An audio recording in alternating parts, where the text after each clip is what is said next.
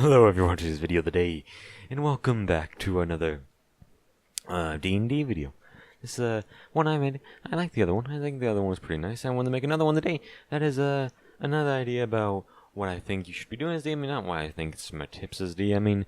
I'm gonna be making a story type video soon. I just need to pick out a story, which is pretty hard because I have quite a few, but I'm not sure if any of them are really a video needed. But I'm gonna pick them out. Don't worry about that. If you actually want a story, I don't know, man, maybe you do. But this video today is about fights, encounters, whatever you want to call them in your D&D games. Or I guess this could technically go to a lot of different kind of role-playing games that have fighting in them, but this is specifically for D&D. Now, fights, encounters are the most important parts to some people in D&D. To some players, the encounters is what they play for. It's what they go into the game. It's what they want to do.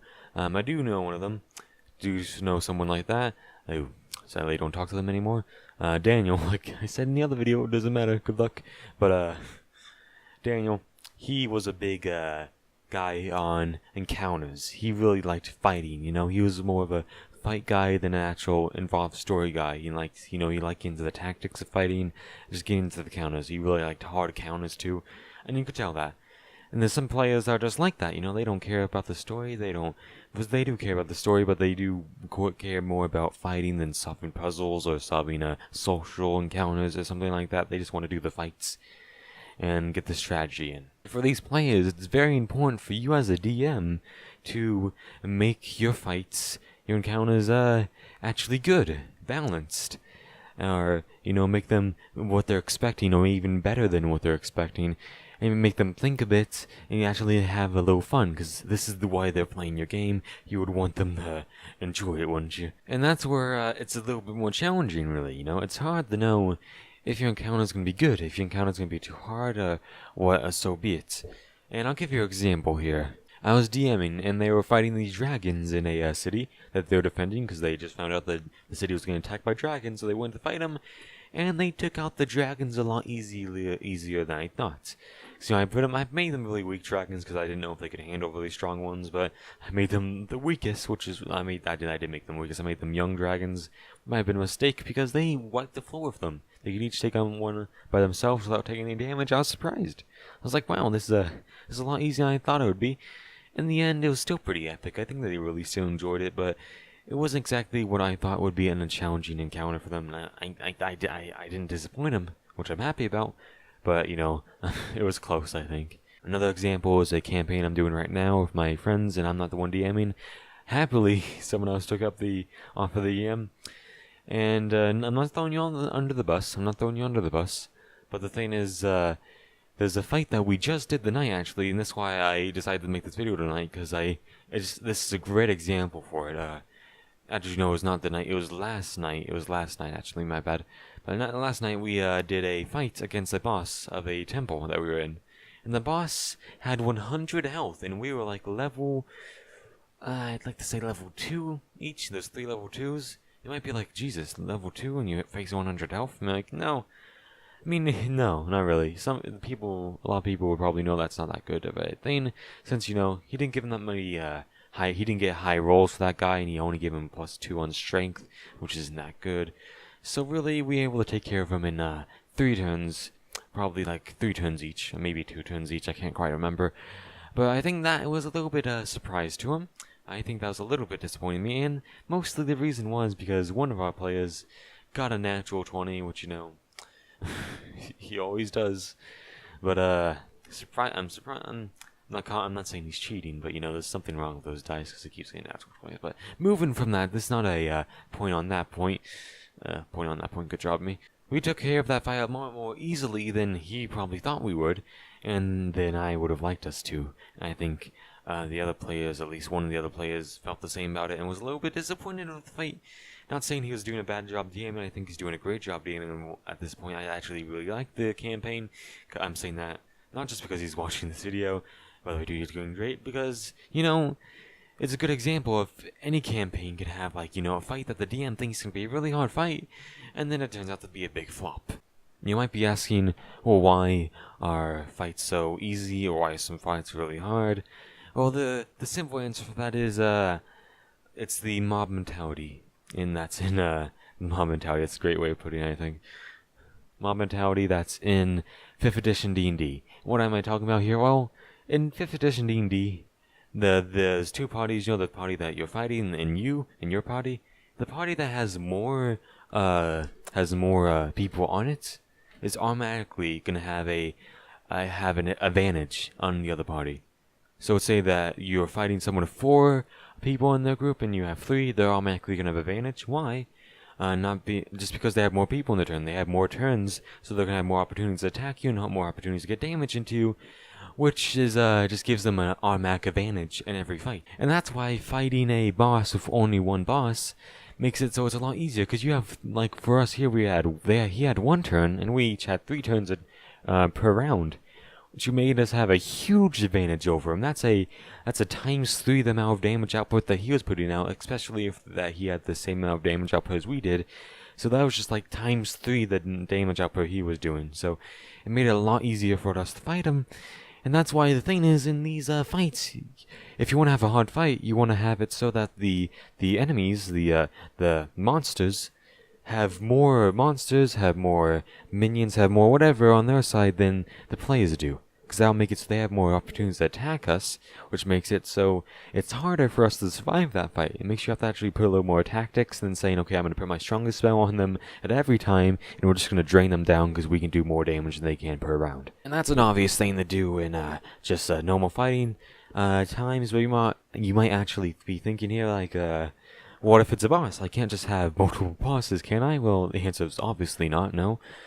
But one thing you can do, which I think is actually pretty clever, I saw someone do, and I watched a video about someone doing this, and I thought it was a really good way of doing it, is minions. I haven't actually done minions myself yet, but minions, I think they were a 4th edition D&D thing that they removed in 5th edition for some reason.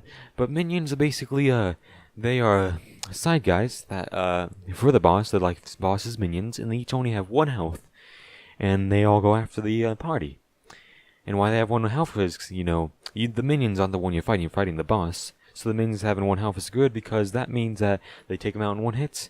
But that also gives the boss advantage, because they have little minions that are going around. Of course, not going to be too much of a threat. Maybe put it like we're all level 3 right now on my party. I'm not trying to give him any ideas, but kobolds, something that would be able to be killed in 1 hit by the party. Normally, make that the minion. That's a good example of minions. So let's see, so we were fighting a knight guy. So what he might have been able to do was make tiny golems. I'm just saying the fight I just gave you an example for, like where we just completely trashed him. He was a knight with 100 health. Maybe little knights, or maybe little golems are made out of rocks, because he was kind of a magical knight, I think. So maybe little rock golems that would come and hit us, that are half our size, that took 1 hit and then died, because we would on average probably do about... The least amount of damage we could do is 3 damage, so give them 1 health, that's fine. Make them a little bit smaller than half our size, that might make sense. And make them not do much damage, maybe a d6 on a hit.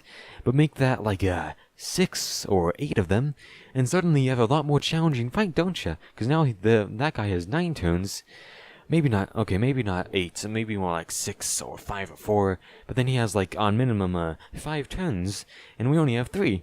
So he's doing the 5 times the amount of damage outputs we're doing, so it makes us have to think a lot more. So okay, so do we have to start focusing the minions and not focusing the big guy? Even just 4 of them. Even 4 of them, one of us might have to spend on turns doing a crowd control on one of the small guys, and the other 2 go after the guy, making us kill that guy slower, makes the fight a little more epic, you see? So just adding 4 little minions, not even that many, makes the fight a lot more interesting, makes it a lot more entertaining, adds a little bit of strategy. And that's obviously always a good thing to have in your fights. Okay, so now that I've talked to you about how the crowd control, the mob mentality and stuff, now to tell you about actual stats. What stats should my monsters have? What's a good stat line, and what should that be? Now let's start with health. So let's go base off health here. I think a good boss fight maybe should have about ×2. Your health. I think, no, maybe an average fight, okay? Should have about, no, an average, okay, here we go, an average fight. So like a a hard fight, you know, not a really easy fight, but a pretty hard, difficult fight, should have about times 2 or times 2.5 the amount of health that the entire party has in total. Like, for example, I think that the fight we had against that boss guy was a good example for a normal fight. Because, you know, our health together was about 50 times 2 of 100 health. That's pretty good for him. And I think, you know, that should also have, in place with that 100 health, a plus 2, you know, the average level 1 stuff for that fight, you know, for each person that's in that fight that totals up the 100 health. For example, we could have like 250 health guys that total up the 100 health for an average hard fight. Average okay fight, average fight. I think for a hard fight, you definitely want to do a 2.5 more health, because then that would be 150, 125 for that guy, and which would have been better. But then what's a good idea to do during that is that every time you give a extra, like, if you give an extra ability to the person, if the monster you're using has an extra ability or has a really good stat up, like a +4 to a dexterity or something like that, you take away a little bit of health from the health pool that they have. Let's say so +4. Say an average is +2, so let's say we take away 20 health.